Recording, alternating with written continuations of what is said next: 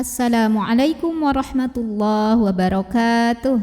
Alhamdulillahirabbil alamin. Bertemu kembali dengan saya Ratna Haryaningsih di channel Ngaji Bareng 04. Pada pertemuan kita kali ini kita akan kembali meneruskan mengurai hukum-hukum tajwid yang terdapat pada surah Ali Imran ayat 168.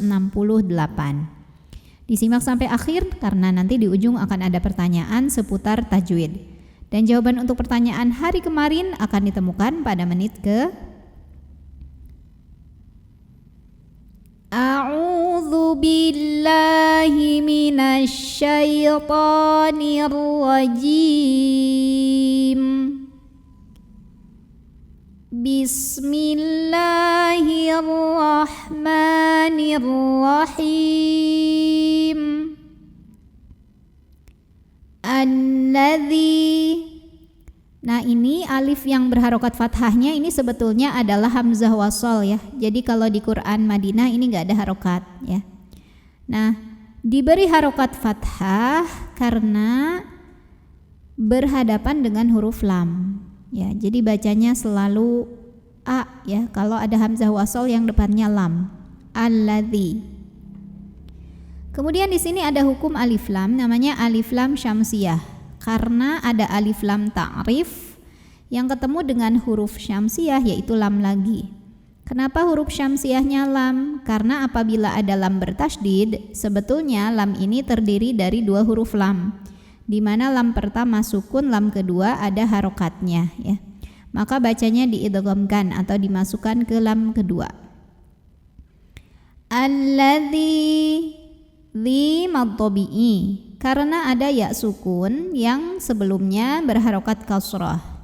Maka cara bacanya zal yang berharokat kasrah ini kita panjangkan dua harokat saja. Alladzina qa di sini ada mad tabi'i karena ada alif yang didahului baris fathah. Maka cara bacanya dipanjangkan qafnya dua harokat. Qalu. Lu. Berikutnya di sini ada hukum mad tabi'i. Karena ada waw sukun yang didahului baris dhammah. Maka cara bacanya lam yang berbaris dhammah ini kita panjangkan dua harokat sama seperti huruf qaf. Alladzina qalu li ikhwa. Wa berikutnya di sini juga sama, hukumnya adalah mad tabi'i. Karena ada alif yang didahului baris fathah.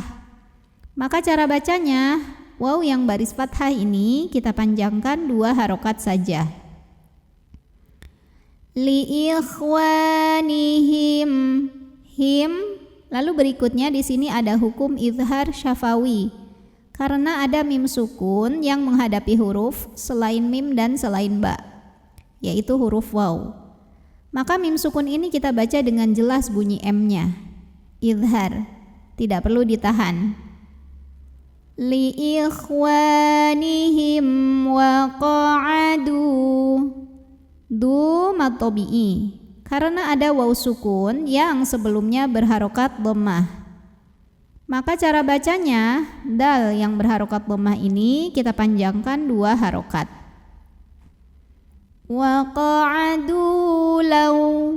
Law. Berikutnya di sini ada huruf lin atau harfulin. Karena ada waw sukun yang sebelumnya didahului fathah. Maka cara bacanya lam dilunakan ya, dilembutkan atau dilunakan. Lau harfulin. Wa qa'adu lau apa. Po berikutnya di sini ada mad tabi'i. Karena ada alif yang didahului baris fathah. Maka cara bacanya po yang berbaris fathah ini kita panjangkan dua harokat saja. Ata'u. Mad tabi'i karena ada waw sukun yang didahului baris dhammah. Maka cara bacanya ain yang baris dhammah kita panjangkan dua harokat. Ata'una.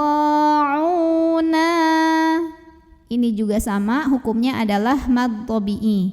Karena ada alif yang didahului baris fathah. Maka cara bacanya, nun yang baris fathah ini kita panjangkan 2 harokat.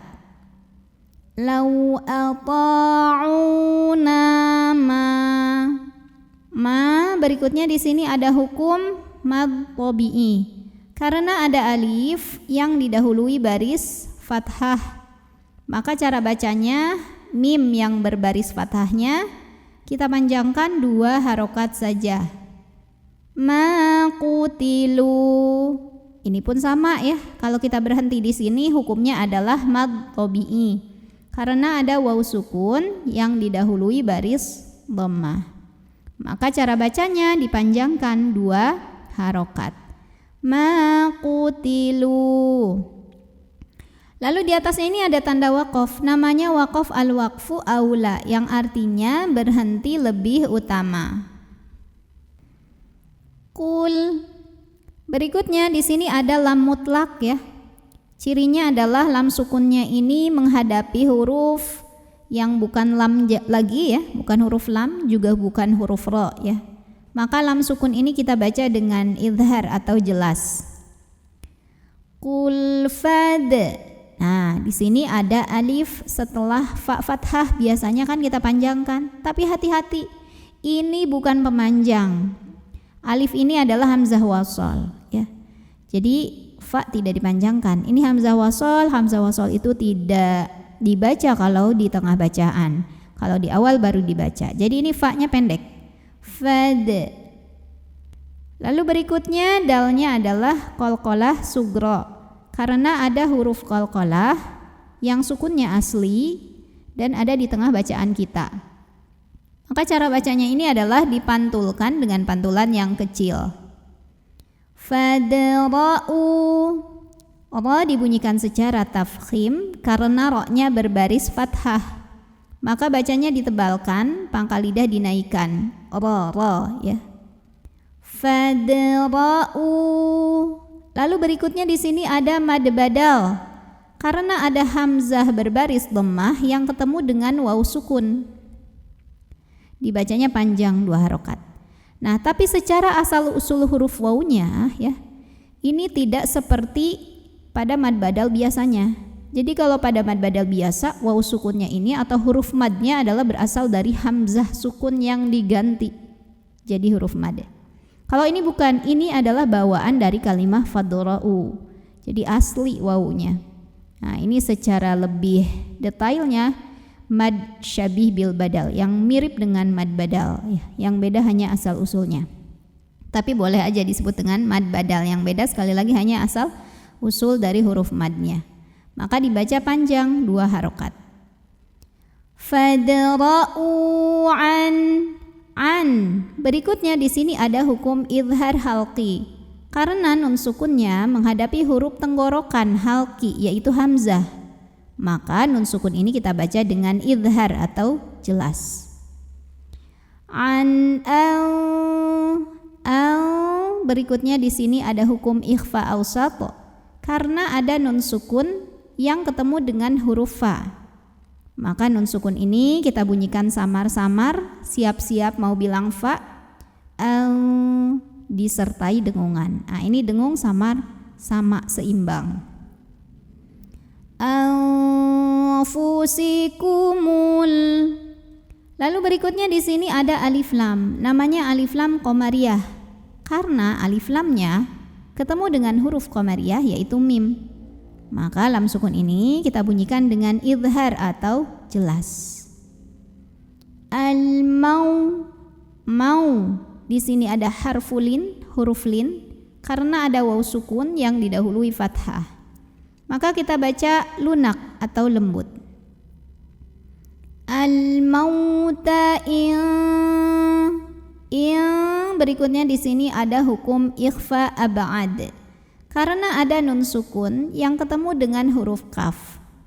Maka nun sukun ini dibunyikan samar-samar, siap-siap mau ke kaf, disertai dengung.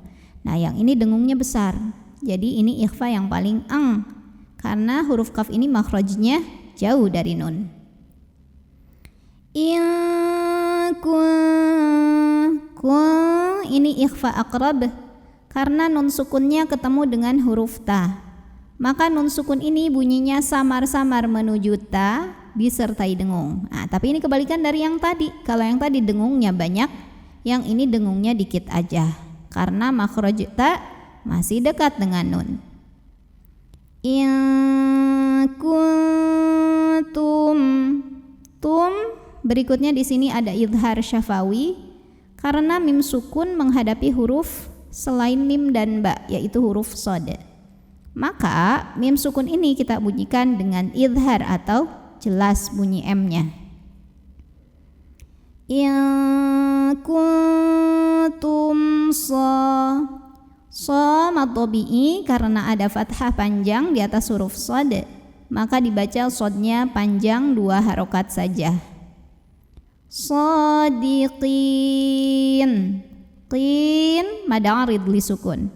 Karena ada mad tabi'i ketemu dengan huruf yang disukunkan karena waqaf. Mad tabi'inya ya sukun yang didahului kasrah, huruf yang disukunkannya adalah huruf nun. Jadi kalau berhenti, qafnya ini panjang, boleh 2, 4 atau 6 harokat asal konsisten dalam sekali bacaan. A'udzu billahi minasy syaithanir rajim. Bismillahirrahmanirrahim. Alladzina qalu li ikhwanihim wa qa'adu law ata'una ma qutilu qul fadra'u an anfusikumul mauta in kuntum shadiqin.